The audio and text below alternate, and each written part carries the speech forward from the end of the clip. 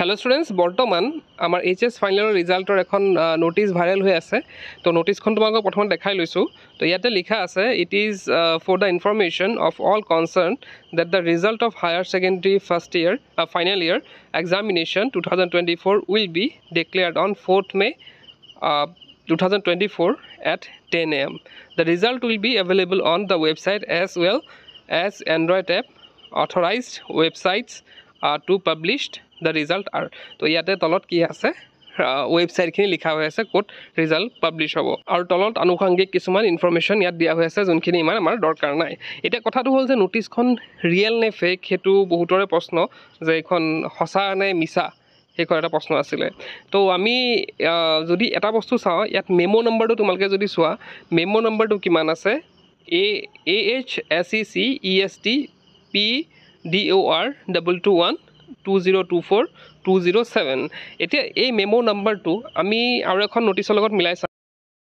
এইখন হৈছে আৰু এখন নোটিছ যোনখন আমাৰ ফেক নোটিছ ওলাইছিলে যোৱা কেইদিনমান আগতে যে 30 এপ্ৰিলত আমাৰ ৰিজাল্ট দিব সেইখন নোটিছৰ লগত যদি মিলাই চাওঁ মেমো নম্বৰটো কিন্তু সেম তো ইয়াতে যদি তোমাকে মেমো নম্বৰটো চোৱা AHSECEST PDOR 22120242007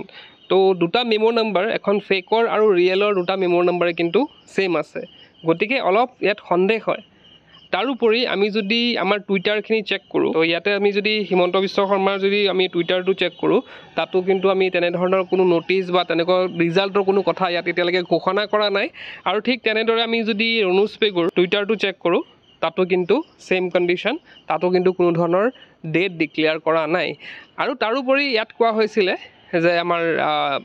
HSLCৰ দৰে আমাৰ HSৰ ৰিজাল্টটো সাডেনলি ঘোষণা কৰা হ'ব হয়তো আগৰ দিনাখন ৰাতি আমি গম পাম যে আজি ৰিজাল্ট দিব গতিকে ইমান সোনকালে মানে আজি 2 তাৰিখ 3-4 মানে পৰহিলে ৰিজাল্ট দিয়া কথা তো ইমান আগতীয়াকৈ জনোৱাৰ কোনো সম্ভাৱনা মই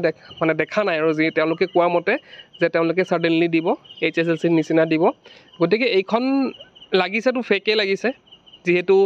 আমাৰ মেমো নম্বৰ কেইটাও মিলিছে আৰু লগতে কোনো টুইটাৰ কোনো ধৰণৰ ইনফৰমেশ্যন এতিয়ালৈকে দিয়া নাই গতিকে এইখন আমি ফেক বুলিয়ে ক'ব পাৰোঁ আৰু যদিহে ধৰা কেনেকুৱা নোটিছখন ৰিয়েলো হয় তেতিয়াহ'লে আমি অলপ পিছতে হয়তো আমি গম পাই যাম টুইটাৰত আৰু টুইটাৰত যদি আমি গম পাওঁ যে